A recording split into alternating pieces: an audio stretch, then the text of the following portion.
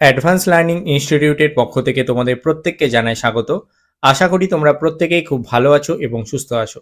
চলে এসেছি আজকে তোমাদের সাথে আরও একটা গুরুত্বপূর্ণ ক্লাস নিয়ে, যেখানে আমরা ইউনিট 1 অর্থাৎ টিচিং অ্যাপটিটিউডের গুরুত্বপূর্ণ একটা অংশ অর্থাৎ টিচিং অ্যান্ড ইটস কনসেপ্ট, এই কনসেপ্ট থেকে কিন্তু তোমাদের প্রত্যেক বছর নেট এবং সেট এক্সামে অনেক রকমভাবে প্রশ্ন আসে। সুতরাং আজকে আমি টিচিং আর যে সমস্ত টিচিং রিলেটেড কনসেপ্টগুলো রয়েছে সেই সম্পর্কে আলোচনা করব।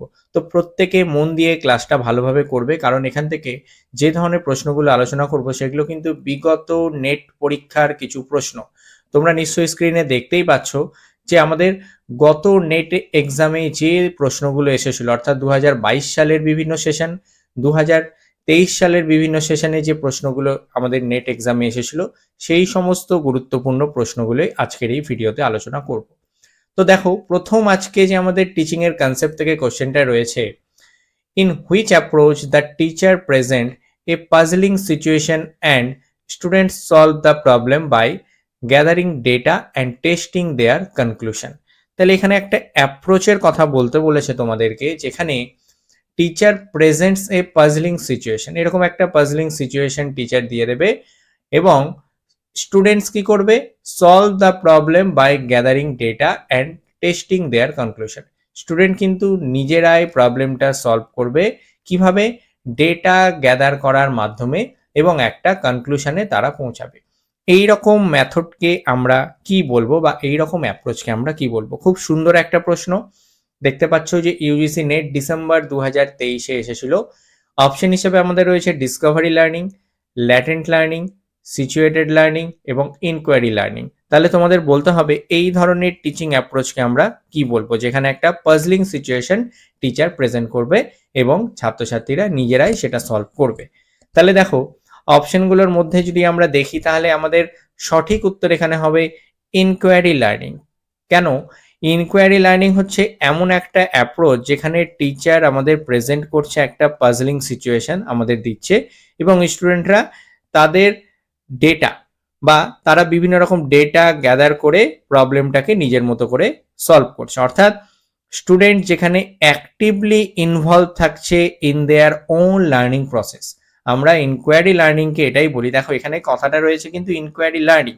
তাহলে ইনকোয়ারি লার্নিং হচ্ছে যেখানে স্টুডেন্ট অ্যাক্টিভলি ইনভলভ থাকবে in their own learning process, এবং সেখানে তারা নিজে থেকে এক্সপ্লোর করার চেষ্টা করবে, ইনভেস্টিগেট করার চেষ্টা করবে। এইভাবেই কিন্তু একটা ইনকোয়ারি লার্নিং প্রসেসটা কমপ্লিট হবে। সুতরাং এই ধরনের প্রশ্ন তোমরা যদি পরীক্ষাতে দেখো, আমার মনে হয় যে সহজেই আজকের এই ভিডিওটা দেখার পর উত্তরগুলো কিন্তু করতে পারবে, কারণ এই প্রশ্নগুলোই বিভিন্নভাবে আগামী নেট এবং সেট এক্সামে ঘুরিয়ে ফিরিয়ে আসবে। সুতরাং ভালোভাবে আজকের এই ভিডিওটা তোমরা কিন্তু প্রথম থেকে শেষ পর্যন্ত দেখবে, কারণ প্রত্যেকটা প্রশ্নই বিগত নেটের প্রশ্ন। চলে আসবো পরের যে প্রশ্নটা রয়েছে, স্টেটমেন্ট টাইপ প্রশ্ন দিয়েছে। দেখো, স্টেটমেন্ট 1-এ বলেছে Edupuzzle is a tool used for mind mapping in education. একটা টুলসের কথা বলেছে যার নাম বলছে এডুপাজল। এটা কিসের জন্য ইউজ হচ্ছে? মাইন্ড ম্যাপিং ইন এডুকেশনের জন্য ইউজ হচ্ছে। এবং আরো একটা টুলের কথা এখানে আমাদের বলেছে, যেখানে দেখো কি বলেছে, যেখানে আমাদের বলছে যে MindMeister is a tool used for creating interactive videos in education.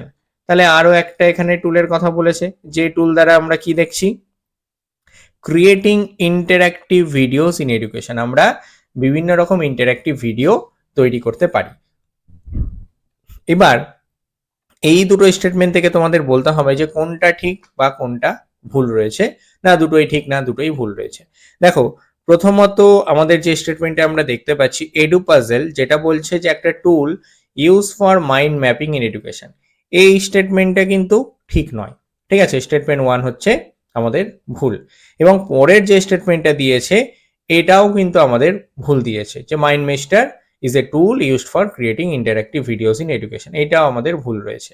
তাহলে একটু আমরা জেনে নেবো যে এই যে আমাদের দুটো টুলসের কথা বলেছে, তাহলে এগুলো কি টুলস বা কি ক্ষেত্রে ব্যবহার হচ্ছে। কারণ আমরা দেখলাম এই যে দুটো টুলস দিয়েছে দুটোই কিন্তু মাইন্ড ম্যাপিং বা ক্রিয়েটিং ইন্টারঅ্যাক্টিভ ভিডিওস বানানোর জন্য ব্যবহৃত হয় না। তাহলে এডুপাজল এটা কি? এডু পাজেলটা মনে রাখবে এটা একটা অনলাইন প্ল্যাটফর্ম। কি বললাম? এডু পাজেল হচ্ছে একটা অনলাইন প্ল্যাটফর্ম যেখানে আমরা ক্রিয়েটিং ইন্টারঅ্যাক্টিভ ভিডিওস করি। দেখো এখানে প্রশ্নে কিন্তু দিয়েছে মাইন্ড মেস্টারটা দিয়ে বলেছে ক্রিয়েটিং ইন্টারঅ্যাক্টিভ ভিডিওস, কিন্তু মাইন্ড মেস্টার আমরা ইন্টারঅ্যাক্টিভ ভিডিও এটার দ্বারা বানাই না, আমরা কি দ্বারা বানাই? এডু পাজেল দ্বারা বানাই। কিন্তু এডু পাজেলটা এখানে দিয়েছে মাইন্ড ম্যাপিং ইন এডুকেশন, তাহলে এটা এই জন্যই ভুল হয়েছে। এবং পরে যেটা রয়েছে আমাদের মাইন্ড মেস্টার, এটাও কিন্তু কি, এটাও আমাদের ব্যবহার হয় না ক্রিয়েটিং ইন্টারঅ্যাক্টিভ ভিডিওস বানানোর জন্য। ঠিক আছে, তাহলে পরের যেটা দিয়েছে এটাও কিন্তু ব্যবহার হয় না। তাহলে এটা কিসের জন্য পপুলার? মনে রাখবে এই মাইন্ড মেস্টার নামক যে টুলসটি দেয়া হয়েছে এটা ব্যবহার হয় কমপ্লেক্স কনসেপ্ট বোঝানোর জন্য। ছাত্রছাত্রীদের কিছু কমপ্লেক্স কনসেপ্ট রয়েছে যেগুলো বোঝানোর জন্য ব্যবহার করা হয় মাইন্ড মেস্টার নামক টুলস। তাহলে আমাদের অপশন হিসাবে যদি আমি দেখি তাহলে সঠিক উত্তর হচ্ছে option B, both statement 1 and statement 2 are false. তাহলে এটাও দেখো ডিসেম্বর 2023-এর প্রশ্ন। এই ধরনের প্রশ্ন কিন্তু ঘুরিয়ে ফিরিয়ে তোমরা পরীক্ষাতে পাবে। পরের যে প্রশ্নটা রয়েছে এটাও একটা প্রশ্ন যেটা ডিসেম্বর 2023-এ এসেছিল, স্টেটমেন্ট টাইপের কোশ্চেন। দেখো বলা হচ্ছে স্টেটমেন্ট 1-এ Carl Rogers is a proponent of non directive model of teaching. এবং স্টেটমেন্ট 2-তে দেখো কি বলেছে, Rogers extended to education his view of therapy as a mode of learning. তাহলে একজন প্রোপোনেন্টের নাম দিয়েছে যে যার ক্ষেত্রে বলা হচ্ছে যে ইনি নন ডাইরেক্টিভ মডেল অফ টিচিং এর ধারণা দিয়েছেন। এবং ইনি কি করেছেন? Roger extended to education his view of therapy as a mode of learning. তার যে থেরাপি সেটাকে তিনি মোড অফ লার্নিং হিসাবে ইউজ করেছেন। তাহলে আমাদেরকে বলতে হবে যে কোনটা ঠিক বা কোনটা ভুল, না দুটোই ঠিক দুটোই ভুল। তাহলে আমরা একটু যদি এটা জানি বিষয়টা তাহলে কিন্তু বলতে পারবো, কারণ নন ডাইরেক্টিভ মডেল অফ টিচিং বলেছে। তাহলে নন ডাইরেক্টিভ মডেল অফ টিচিং যেটা কি করে, এমফাসাইজিং পজিটিভ বা স্টুডেন্ট সেন্টারেড লার্নিং এনভায়রনমেন্ট তৈরি করে। এবং কার্ল রজার্স হচ্ছেন এটারই প্রোপোনেন্ট। ঠিক আছে, তাহলে এটা কিন্তু আমাদের ক্লিয়ার হয়ে গেল যে প্রথম স্টেটমেন্টে আমাদের ঠিক রয়েছে যে কার্ল রজার্স তিনি প্রোপোনেন্ট হচ্ছেন নন ডাইরেক্টিভ মডেল অফ টিচিং এ। এবং সেকেন্ড যেটা রয়েছে এটাও আমাদের ঠিক দিয়েছে, যিনি কি করেছিলেন তার যে ভিউ রয়েছে বা তার যে ফিলোসফি রয়েছে সেটাকে তিনি as a mode of learning হিসাবে ইউজ করেছেন, যেখানে আন্ডারস্ট্যান্ডিং বা আমাদের যে টিচিং এর যে এনভায়রনমেন্ট বা স্টুডেন্টরা ইন্ডিপেন্ডেন্টলি শিখবে কোনো বিষয়, সেই জিনিসগুলোর কথা কিন্তু এই নন ডাইরেক্টিভ মডেল অফ টিচিং এ বলা হয়েছে। সুতরাং দুটো স্টেটমেন্টই আমাদের সঠিক রয়েছে। তাহলে আমাদের হয়ে যাচ্ছে option A correct answer, both statement 1 and 2 আর কারেক্ট। আশা করি প্রত্যেকে বুঝতে পেরেছো। তাহলে পরপর আমরা দুটো প্রশ্ন পেলাম, যেখান থেকে আমরা দেখলাম যে দুটোই কিন্তু ডিসেম্বর 2023-এ আসা প্রশ্ন এবং দুটোই স্টেটমেন্ট টাইপের প্রশ্ন দিয়েছে। এবার আমরা পরের প্রশ্নটা দেখে নেব, যেখানে আমরা দেখব যে এটা জুন 2023-এর প্রশ্ন এবং বলা হচ্ছে which of the following individual differences may not affect learning. তাহলে কোন ইন্ডিভিজুয়াল ডিফারেন্সগুলো রয়েছে যেগুলো আমাদের লার্নিংকে অ্যাফেক্ট করে না বা লার্নিংকে আমাদের প্রভাবিত করছে না, মানে কোন এমন ইন্ডিভিজুয়াল ডিফারেন্স সম্পর্কে আমরা পড়েছি এবং আমাদের সিলেবাসে লেখাও রয়েছে বিষয়টা কি। তো আমরা প্রত্যেক ম্যান টু ম্যান যে আলাদা আলাদা বৈশিষ্ট্যগুলো দেখতে পাই, যার মধ্যে দিয়ে আমরা দুটো মানুষকে পৃথক বা আলাদা করতে পারি, সেটাকে আমরা বলি ইন্ডিভিজুয়াল ডিফারেন্স। তাহলে কোন কোন এমন ইন্ডিভিজুয়াল ডিফারেন্স আছে যেগুলো আমাদের শিখনকে প্রভাবিত করে না? দেখো এখানে বলেছে মে নট অ্যাফেক্ট, তাহলে এই নট কথাটা বলেছে। আর অপশনগুলো দেখো কি কি দিয়েছে, cultural background, height, blood group, age, complexion. তাহলে কোনগুলো হবে? এখানে যদি আমরা দেখি তাহলে হাইট কিন্তু কোনো এফেক্ট করে না, ব্লাড গ্রুপও কিন্তু কোনো এফেক্ট করবে না, এবং কমপ্লেকশন এটাও কিন্তু লার্নিংকে এফেক্ট করবে না। তাহলে কোনগুলো করবে?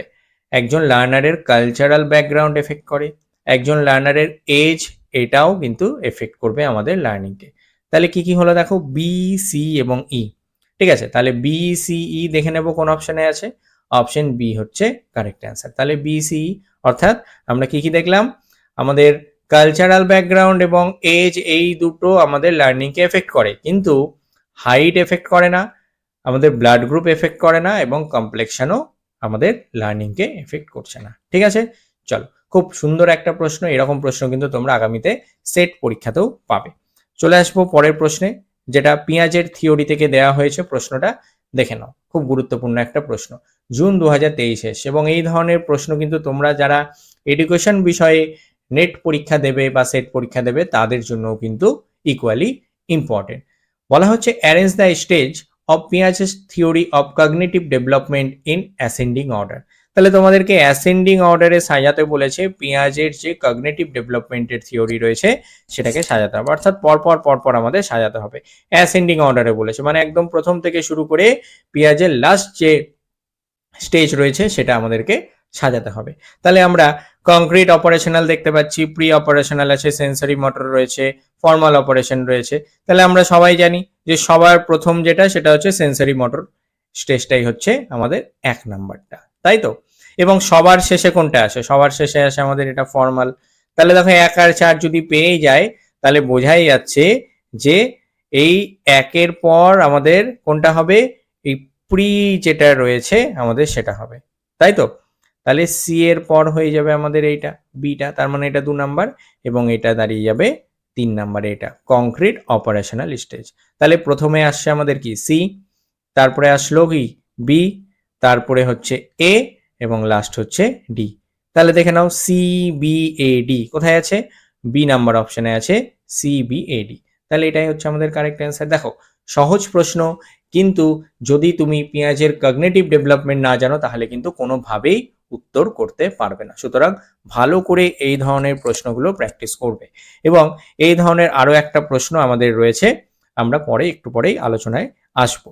তাহলে আমরা সেন্সরি মোটর স্টেজ বা প্রি অপারেশনালে আমরা যে বয়সের যে স্ট্রাকচারটা দেখতে পাই সেখান থেকেও কিন্তু তোমাদের প্রশ্ন আসতে পারে। যেমন আমরা সেন্সরি মোটরে কি দেখতে পাই? আমাদের বার্থ থেকে, মানে আমাদের যদি আমরা 0 ধরি তাহলে 0 থেকে আমরা 2 বছর পর্যন্ত দেখতে পাই। প্রি অপারেশনাল যেটা রয়েছে সেখানে আমরা কি দেখতে পাই? 2 থেকে 7 বছর পর্যন্ত দেখতে পাচ্ছি। আর কংক্রিটে আমরা দেখতে পাচ্ছি 7 থেকে 11 বছর পর্যন্ত, এবং তারপরে লাস্ট হচ্ছে 11 প্লাস, অর্থাৎ 11 ইয়ার্স ওল্ড অ্যান্ড আপ যেটা আমরা বলে থাকি। তাহলে 11 বছরের পরবর্তী স্টেজটাই হচ্ছে আমাদের ফর্মাল অপারেশনাল স্টেজ। তাহলে এই হচ্ছে আমাদের অর্ডার, পরপর অ্যাসেন্ডিং অর্ডারে সাজালে উত্তরটা পাওয়া যাচ্ছে। চলে আসবো 6 নম্বর প্রশ্নে। 6 নম্বর প্রশ্নটা রয়েছে, দেখো কি, ডিসেম্বর প্রশ্নগুলো আমরা ইতিমধ্যেই অনেকটা সলভ করলাম। যে প্রশ্নগুলো এসেছিল এটা কিন্তু জুন 2023-এ আসা একটা প্রশ্ন। এরপরে কিছু প্রশ্ন আছে যেগুলো পরপর আমরা জুন মাসে 2023-এ আসা প্রশ্নগুলো পাবো। এখানে খুব সহজ একটা প্রশ্ন দিয়েছে, একটু বুঝে উত্তরটা করতে হবে। Which of the following are the requirements of good teaching? একটা ভালো টিচিং এর জন্য কি কি রিকোয়ারমেন্ট আমাদের দরকার বা থাকা উচিত গুড টিচিং এর জন্য? ঠিক আছে, একটা ভালো শিক্ষণ হবে তার জন্য কি কি রিকোয়ারমেন্ট দরকার? তাহলে দেখো এখানে প্রথমেই কি বলেছে, responsive human environment to foster exploration. তাহলে অবশ্যই একটা হিউম্যান এনভায়রনমেন্ট খুব ভালো দরকার, এটা তো আমাদের টিচিং এর জন্য অবশ্যই থাকবে। সেকেন্ড বলেছে appropriate responsiveness to the child and the group, এটা অবশ্য থাকা দরকার। এবং knowledge of the subject matter, যে কোনো টিচারের এটাই থাকা দরকার, knowledge of the subject matter. এবং তার সাথে কিন্তু যেটা থাকা দরকার সেটা হচ্ছে আমাদের কি, মেনটেনিং ইন্টারপার্সোনাল রিলেশনশিপ। ঠিক আছে, এটাও কিন্তু থাকা দরকার।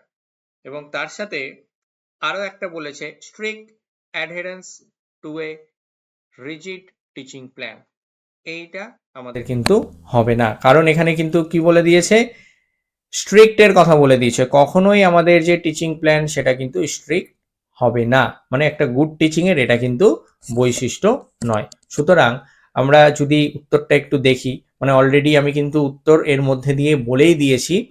প্রথম 4টে আমাদের গুড টিচিং এর রিকোয়ারমেন্টস আমরা ধরবো, মানে এ বি সি ডি, এই 4টেই ঠিক আমাদের।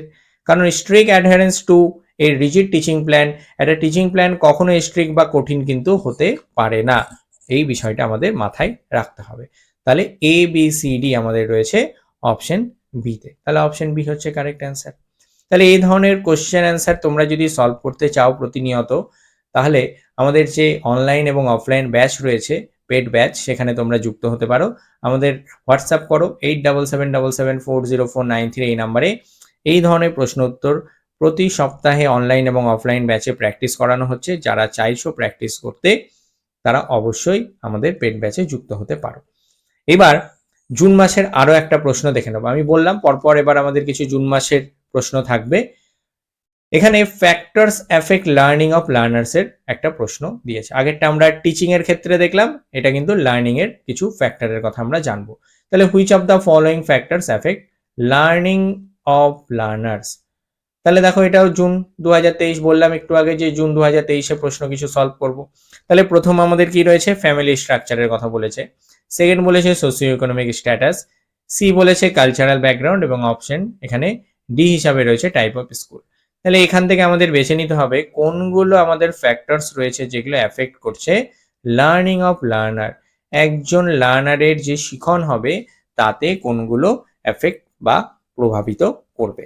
তাহলে এখানে দেখো যে কটা এখানে আমাদের অপশনের মধ্যে রয়েছে সবগুলোই কিন্তু ফ্যাক্টর রয়েছে যেগুলো আমাদের লার্নিংকে এফেক্ট করে।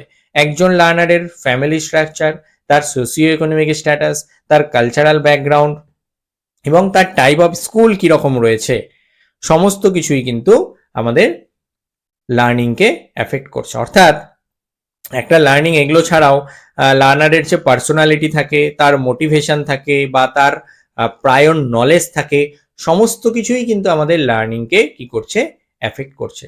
সুতরাং এই অপশনগুলো ছাড়া আর যে যে কথাগুলো বললাম, যেমন লার্নারের পার্সোনালিটি, তার মোটিভেশন, তার প্রায়র নলেজ, সমস্তটাই কিন্তু আমাদের লার্নিংকে এফেক্ট করে। তাহলে সঠিক উত্তর হচ্ছে আমাদের অপশন সি।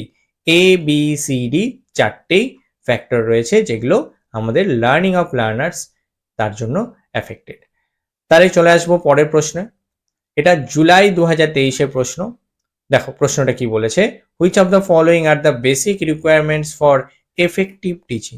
তাহলে কোনগুলো বেসিক রিকোয়ারমেন্ট এফেক্টিভ টিচিং এর জন্য, মানে একটা টিচিং কখন কার্যকরী হবে বা একটা কার্যকরী শিক্ষণ তার জন্য বেসিক কি কি রিকোয়ারমেন্ট দরকার, মানে সেগুলো না থাকলে হবেই না, এরকম একটা বিষয় এখানে জানতে চেয়েছে। তাহলে জুলাই 2023 এই প্রশ্নটা এসেছিল। দেখো আমাদের অপশন হিসাবে রয়েছে teaching only what is included in the curriculum. তাহলে টিচিং কি, যেটা শুধুমাত্র কারিকুলামের মধ্যেই রয়েছে, আমাদের পাঠ্যক্রমের মধ্যেই রয়েছে সেটা। সেকেন্ড বলছে গুড কমিউনিকেশন স্কিল, একটা ভালো কমিউনিকেশন স্কিলের কথা বলেছে যেটা একটা বেসিক রিকোয়ারমেন্ট হতে পারে। সি বলছে use a rigid teaching approach, এটার কথাও বলেছে। তাহলে এইরকম একটা অপশন কিন্তু আমরা অলরেডি এর আগের প্রশ্নেই পেয়েছিলাম। আশা করি অনেকেই উত্তরটা কিন্তু বুঝে গেছো যে কোনটা বাদ যেতে পারে। ডিতে বলা হচ্ছে এক্সিলেন্ট সাবজেক্ট নলেজ, যেটা একটা বেসিক রিকোয়ারমেন্ট তো অবশ্যই হবে। এবং ইতে বলা হচ্ছে ability to connect with students. তাহলে কোনগুলো বেসিক রিকোয়ারমেন্ট? দেখো টিচিং এর বেসিক রিকোয়ারমেন্ট হচ্ছে আমাদের গুড কমিউনিকেশন স্কিল, এটা কিন্তু মোস্ট ইম্পর্টেন্ট একটা ফ্যাক্টর, তাই না? কমিউনিকেশন স্কিল ভালো না থাকলে হবে না, মানে টিচিংটা এফেক্টিভ হবে না। মানে টিচিং হয়ে যাবে কিন্তু টিচিংটা এফেক্টিভ নাও হতে পারে যদি কমিউনিকেশন স্কিল ভালো না হয়। মানে যে কমিউনিকেট করছে, অর্থাৎ এক্ষেত্রে কমিউনিকেট বেশিরভাগ কে করে, বেশিরভাগ টিচারই করে। তাহলে টিচারের কমিউনিকেশন স্কিল যদি ভালো না হয় তাহলে কিন্তু টিচিংটা এফেক্টিভ বা কার্যকরী হবে না। এবং ডি, টিচারের সাবজেক্ট নলেজ অবশ্যই ভালো দরকার, এক্সিলেন্ট সাবজেক্ট নলেজ, না হলে টিচিং এফেক্টিভ হবে না। এবং টিচারের কানেক্টিভিটি দরকার বা ইন্টারাকশন দরকার কার সাথে, অবশ্যই স্টুডেন্টের সাথে, না হলেও কিন্তু কি হবে, টিচিংটা এফেক্টিভ হবে না। সেই জন্য আমাদের বি, ডি এবং ই এই তিনটে আমরা পয়েন্টস নেব বা রিকোয়ারমেন্ট নেব যেগুলো এফেক্টিভ টিচিং এর জন্য আমাদের খুব দরকার। কারণ একজন টিচারের যদি অ্যাবিলিটি বা ক্ষমতা না থাকে স্টুডেন্টদের সাথে কানেক্ট হওয়ার, বা তার কমিউনিকেশন স্কিল যদি ভালো না হয়, বা তার সাবজেক্টের সম্পর্কে দক্ষতা বা নলেজ যদি না থাকে, তাহলে কিন্তু কখনোই একটা টিচিং কার্যকরী হবে না। তাহলে আমাদের হচ্ছে কি বি, ডি এবং ই। তাহলে দেখে নাও কোন কোন অপশনে রয়েছে। বি, ডি, ই রয়েছে আমাদের অপশন সিতে। আশা করি বুঝতে পেরেছো প্রত্যেকে। আমি কিন্তু উত্তরগুলো শুধু যে মুখে বলে দিচ্ছি তা নয়, আমি এক্সপ্লেনেশনও করে দিচ্ছি, ভালো মতো কিন্তু বিষয়গুলো প্রত্যেকে বুঝে নেবে। নেক্সট চলে আসবো খুব সুন্দর একটা প্রশ্নে, যেটা আমাদের মার্চ 2023 এসেছিল। বলা হচ্ছে in model of teaching ADDIE তাহলে এই যে মডেল অফ টিচিং রয়েছে, একটা টিচিং এর একটা মডেল হচ্ছে ADDI। এই মডেলে লেটার ডি, তাহলে লেটার ডি এর কথা বলা হচ্ছে, ডি স্ট্যান্ড ফর।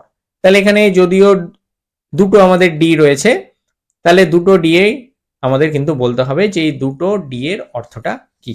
তাহলে দেখো এখানে কি বলেছে, design and development, development and deployment, design and deployment এবং ডেডিকেশন অ্যান্ড ডেভেলপমেন্ট।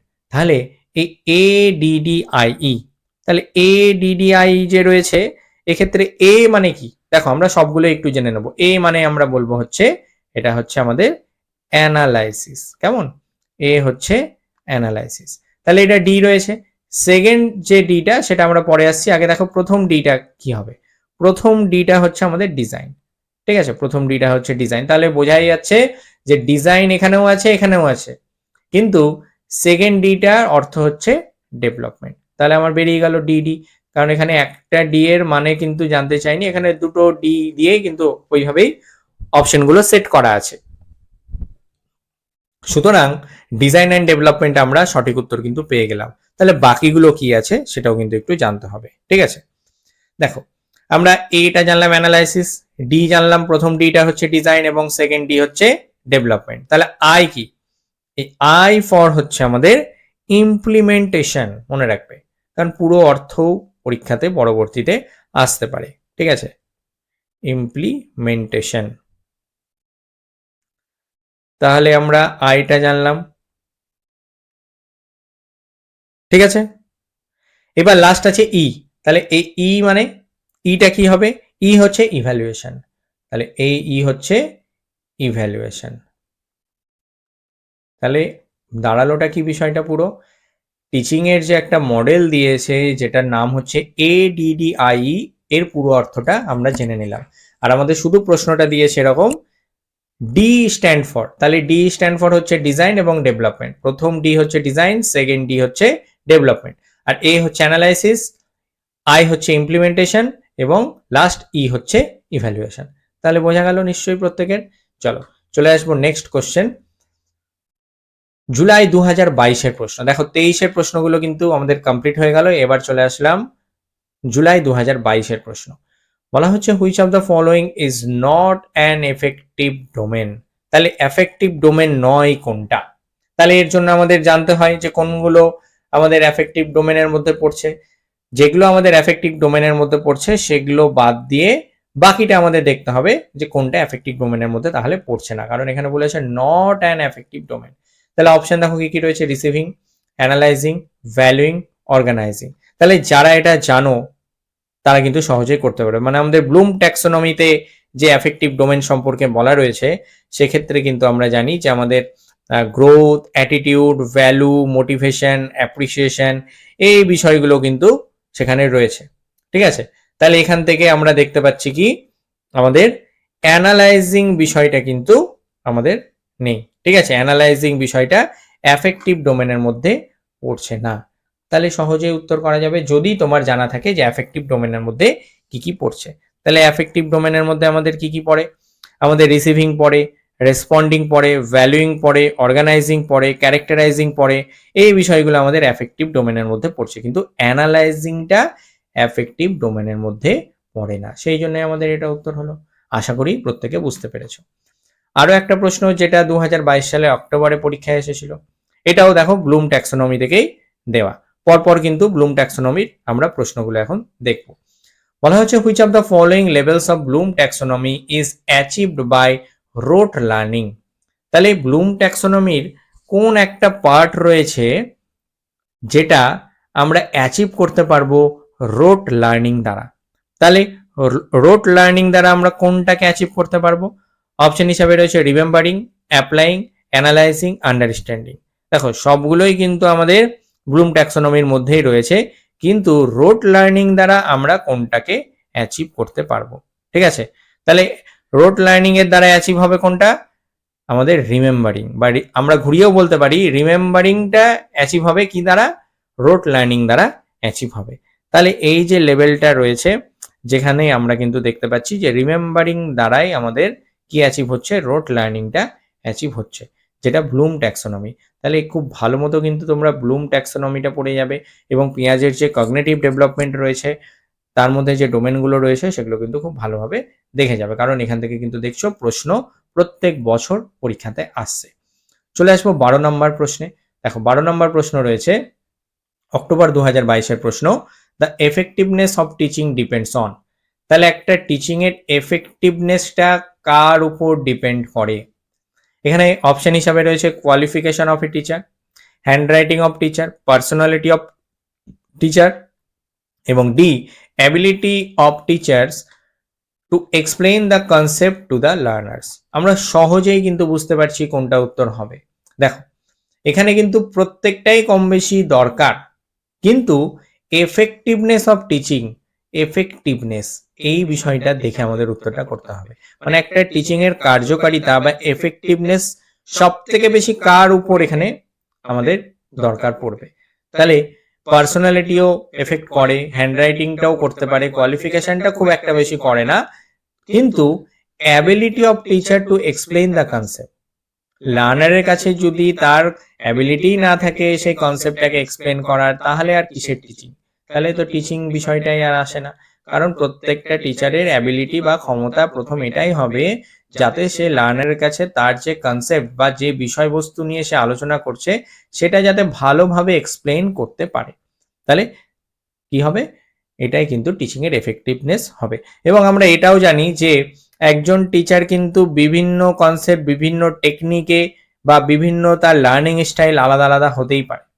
যতই আলাদা আলাদা হোক না কেন, টিচারের স্টুডেন্টের কাছে ভালোভাবে পৌঁছানোর রাস্তা হচ্ছে সে যদি তার কনসেপ্টটাকে ভালোভাবে লার্নারদের সামনে এক্সপ্লেন করতে পারে, তাহলে কিন্তু টিচিংটা এফেক্ট হবে। ঠিক আছে, চলে আসবো আমাদের পরের প্রশ্ন। এটাও অক্টোবর 2022-এর প্রশ্ন। দেখো কি বলেছে, which of the following strategies can be used for making classroom teaching effective. তাহলে কি কি এমন স্ট্র্যাটেজি রয়েছে যেগুলোর জন্য ক্লাসরুমের যে টিচিং সেটা অনেকটা বেশি ফলপ্রসূ বা কার্যকরী হবে? তাহলে কি কি স্ট্র্যাটেজি? এমন কিছু স্ট্র্যাটেজি নিতে হবে ক্লাসরুমে যাতে টিচিংটা কি হয়, অনেক বেশি কার্যকরী হয়। তাহলে সেক্ষেত্রে একজন টিচার কি কি স্ট্র্যাটেজি ফলো করবেন? খুব সুন্দর একটা প্রশ্ন। এই ধরনের প্রশ্ন কিন্তু আমরা প্রায়ই দেখতে পাই নেট এবং সেট এক্সামে। সেক্ষেত্রে দেখো আমরা উত্তরটা কিভাবে করব। দেখো প্রথমে বলছি use of suitable teaching AIDS, আমরা টিচিং এইডস এর ব্যবহার করব। বিতে বলছে এফেক্টিভ কমিউনিকেশন স্কিল, তো তাহলে কমিউনিকেশন স্কিলেরও একটা নিশ্চয়ই গুরুত্ব থাকবে, যাতে বা ভালো কমিউনিকেশন স্কিল দ্বারা যাতে আমরা লার্নারের কাছে পৌঁছাতে পারি। সি বলছে asking student to write and memorize, আমরা কি করব, ছাত্রছাত্রীদের আমরা লিখতে দেব বা মনে রাখতে বলবো, মেমোরাইজ করার যে ব্যাপারটা সেটা আমরা করব। ডিতে বলছে ডিসকাশন ইন ক্লাসরুম, ক্লাসরুমে আমরা যতটা সম্ভব ডিসকাশন বা আলোচনা পদ্ধতির ব্যবহার করব। এবং লাস্ট বলছে ইউজিং মাল্টিমিডিয়া টুলস, এবং আমরা কি করব, মাল্টিমিডিয়া টুলস গুলো ব্যবহার করার চেষ্টা করব। তাহলে কোনগুলো করলে ক্লাসরুমে টিচিংটা কি হবে বলছে, ক্লাসরুমে টিচিংটা এফেক্টিভ বা কার্যকরী হবে। দেখো প্রথমত আমরা যেটা করব সেটা হচ্ছে টিচিং যে এইডস তার আমরা ব্যবহার করব, মানে সুইটেবল, মানে যখন যেটা দরকার সেই রকম আমরা সুইটেবল টিচিং এইডস ব্যবহার করব। এবং কমিউনিকেশন স্কিলও মোস্ট ইম্পর্টেন্ট একটা পার্ট, এটাও আমরা করব। আমরা এই পার্টটা আমরা করব না, asking student to write and memorize এই জায়গাটা আমরা দেখব না, কিন্তু ডিসকাশন আমরা অবশ্যই করব, ডিসকাশন ইন ক্লাসরুম। যত বেশি ইন্টারাকশন হবে, ডিসকাশন হবে, তত বেশি কি হবে, টিচিংটা আমাদের এফেক্টিভ হবে। এবং ইউজিং মাল্টিমিডিয়া টুলস, প্রয়োজন অনুযায়ী আমরা কিন্তু মাল্টিমিডিয়া টুলসগুলোকেও ব্যবহার করব, মানে টেকনোলজির ব্যবহার করব, তাতে কি হবে, আমাদের টিচিংটা অনেক বেশি এফেক্টিভ হবে। তাহলে সি বাদ দিয়ে বাকি চারটেই কিন্তু আমরা স্ট্র্যাটেজি ফলো করব, যেগুলো করলে কি হবে, কেন করব, মেকিং ক্লাসরুম টিচিং এফেক্টিভ করার জন্য। আশা করি বুঝতে পেরেছো প্রত্যেকে। তাহলে এ বি ডি দেখে নাও কোন অপশনে আছে। সিতে রয়েছে, দেখো এ বি ডি। তাহলে সুইটেবল টিচিং এইডস, তার সাথে এফেক্টিভ কমিউনিকেশন স্কিল, তার সাথে ডিসকাশন ইন ক্লাসরুম এবং মাল্টিমিডিয়া টুলস এর আমরা ব্যবহার করব। আশা করি বুঝতে পেরেছো। চলে আসবো আমাদের পরের প্রশ্ন। দেখো which of the following represent learning as a 6 level hierarchy in a cognitive domain, এটা অক্টোবর 2022-এর প্রশ্ন। তাহলে একটু প্রশ্নটা আগে বুঝে নাও। প্রশ্নতে বলছে which of the following represent learning as a 6 level hierarchy in a cognitive domain. তাহলে কার এমন ট্যাক্সোনমি রয়েছে যেখানে আমরা 6টা লেভেলের হায়ারার্কি দেখতে পাই? তাহলে খুব সহজ একটা প্রশ্ন, এবং কগনিটিভ ডোমেন কথাটা দেখো উল্লেখ করেই দিয়েছে। তাহলে কগনিটিভ ডোমেন দেখে আমরা বুঝতেই পারছি এখানে ব্লুমের ট্যাক্সোনমির কথা বলা হচ্ছে। ঠিক আছে, তাহলে অপশন এ হচ্ছে কারেক্ট অ্যান্সার, যেখানে আমার আর কিছু দেখারই দরকার নেই। তাহলে 6 লেভেল হায়ারার্কি রয়েছে আমাদের, আমরা জানি যে 6টা কি কি রয়েছে। নলেজ রয়েছে, কম্প্রিহেনশন রয়েছে, দেন অ্যাপ্লিকেশন, অ্যানালাইসিস, সিনথেসিস এবং লাস্ট হচ্ছে ইভ্যালুয়েশন। তাহলে এই 6টা হায়ারার্কি রয়েছে। ব্লুমের ট্যাক্সোনমিতে সে কগনিটিভ অবজেক্টিভস গুলোকে কি কিভাবে ক্যাটাগরাইজ করেছে, সেগুলোকে তিনি knowledge, comprehension, application, analysis, synthesis এবং ইভ্যালুয়েশন, এই 6টা ভাগে তিনি ভাগ করেছেন। তাহলে 14 নম্বর প্রশ্নের উত্তর হচ্ছে আমাদের ব্লুমস ট্যাক্সোনমি। আশা করি বুঝতে পেরেছো। লার্নিং অবজেক্টিভস থেকে বা কগনিটিভ অবজেক্টিভস থেকে কিন্তু মোস্ট ইম্পর্টেন্ট একটা প্রশ্ন, প্রত্যেকে কিন্তু এই পার্টটা ভালো করে পরীক্ষার জন্য দেখে যাবে। চলে আসবো আজকের ক্লাসের বা আজকের ভিডিওর লাস্ট কোশ্চেনে। আমরা দেখো খুব সহজ একটা প্রশ্ন একটু আগেই আমি আলোচনা করে দিলাম, আবার এই ধরনের প্রশ্নই দিয়েছে ব্লুম ট্যাক্সোনমি থেকে। বলা হচ্ছে according to the revised Bloom taxonomy which of the following categories is considered to be highest for the learner. তাহলে ব্লুম ট্যাক্সোনমির কোনটা ক্যাটাগরি রয়েছে যেটাকে আমরা কনসিডার করি হাইয়েস্ট, মানে সব থেকে উপরে কোনটা রয়েছে। তাহলে সব থেকে উপরে মানে সব শেষে কোনটা রয়েছে এটা আমরা বলতে পারি। তাহলে আমরা এখানে অপশন হিসাবে পাচ্ছি আন্ডারস্ট্যান্ড, অ্যাপ্লাই, অ্যানালাইজ এবং ক্রিয়েট। তাহলে কোনটা সবার শেষে রয়েছে? দেখো এখানে কিন্তু আমাদের সবার শেষে যদি আমরা দেখি তাহলে আমাদের ক্রিয়েটটা রয়েছে, অপশন ডিটা রয়েছে। মানে আন্ডারস্ট্যান্ডিং, অ্যাপ্লাই, অ্যানালাইসিস এগুলো তো আমাদের থাকেই, ঠিক আছে, তার সাথে সাথে আমাদের যে ক্রিয়েটটা রয়েছে, এবং ক্রিয়েটটাই হচ্ছে আমাদের কি লাস্ট, ক্রিয়েটটাই হচ্ছে কি হাইয়েস্ট ফর দ্য লার্নার, যেটাকে আমরা কনসিডার করছি অ্যাকর্ডিং টু ব্লুম ট্যাক্সোনমি। তাহলে এই ছিল আমাদের আজকের ভিডিওর মোট 15টা গুরুত্বপূর্ণ প্রশ্ন, টিচিং এর যে কনসেপ্টগুলো রয়েছে বিভিন্ন রকম সেখান থেকে। তোমরা কিন্তু এডুকেশনাল অবজেক্টিভস মানে ব্লুমের যে ট্যাক্সোনমি বা এডুকেশনাল অবজেক্টিভস রয়েছে খুব ভালোভাবে কিন্তু পড়ে যাবে, কারণ এখানে অক্টোবর 2022 বা তোমরা দেখতে পাচ্ছ সেপ্টেম্বর 2022 প্রচুর প্রশ্ন কিন্তু এই ব্লুম ট্যাক্সোনমি থেকে এসেছে, সুতরাং এই পার্টটা ভালো করে করে যাবে। অনলাইন এবং অফলাইন ব্যাচে তোমাদের ইতিমধ্যে এই সমস্ত প্রশ্নের উত্তরগুলো আমি সলভ করিয়ে দিয়েছি, প্রত্যেকে তোমরা প্র্যাকটিস করেছো, এবং এই ধরনের প্রশ্ন উত্তর তোমরা যদি রেগুলার সলভ করতে চাও আমাদের অনলাইন এবং অফলাইন পেড ব্যাচে, তাহলে কিন্তু অবশ্যই আমাদের স্ক্রিনে দেখো যে নাম্বারটি দেওয়া রয়েছে 8777740493, এই নাম্বারে একটু যোগাযোগ করে নেবে। তাহলে আমরা তোমাদেরকে বলে দেবো কিভাবে তোমরা আমাদের অনলাইন এবং অফলাইন ব্যাচে যুক্ত হবে। তো চলো আজকের মতো এখানে শেষ করব। শেষ করার আগে আরো একটা বিষয় সবাইকে বলে দিই, যারা আমাদের চ্যানেলে নতুন রয়েছে তারা অবশ্যই চ্যানেলটা সাবস্ক্রাইব করে আমাদের পাশে থেকো, এবং যে বেল আইকনটি রয়েছে সেটা প্রেস করে রাখো, তাহলে পরবর্তী ভিডিওর নোটিফিকেশন খুব তাড়াতাড়ি তোমরা পেয়ে যাবে। এবং তোমরা জানো যে প্রত্যেক সপ্তাহে কিন্তু আমাদের একটি করে লাইভ ক্লাস হয়, যেখানে এমসিকিউ সলভ করানো হয় বিভিন্ন ইউনিটের, অর্থাৎ পেপার 1-এ আমাদের যে 10টা ইউনিট রয়েছে বিভিন্ন ইউনিটের ঘুরিয়ে ফিরিয়ে আমাদের কিন্তু ইউটিউব লাইভ ক্লাসের মাধ্যমে প্রত্যেক সপ্তাহে একটা করে লাইভ ক্লাস হয়, সেখানে আমরা বিভিন্ন প্রশ্ন উত্তর নিয়ে সলভ করি। ম্যারাথন ক্লাস হয়, 1.5 ঘন্টা, 2 ঘন্টা, 2.5 ঘন্টা, 3 ঘন্টা করে ক্লাস হচ্ছে। তোমরা কিন্তু অবশ্যই আমাদের লাইভ ক্লাসগুলো জয়েন করো, এবং লাইভ ক্লাসের নোটিফিকেশন পেতেও কিন্তু তোমরা আমাদের চ্যানেলটা যারা নতুন রয়েছে সাবস্ক্রাইব করে রাখো, এবং ভিডিওটা ভালো লাগলে প্রত্যেকে একটু লাইক করে দিও, কমেন্টস করে দিও, এবং তোমাদের পরিচিত যারা বন্ধু বান্ধব রয়েছে যারা নেট সেটের প্রিপারেশন নিচ্ছে, পেপার 1-এর জন্য তারা ভালো কিছু এমসিকিউ সলভ করতে চাইছে, তাদের কাছে এই ভিডিওর লিঙ্ক অবশ্যই শেয়ার করে দিও। সবাই ভালো থেকো, সুস্থ থেকো, ধন্যবাদ সবাইকে।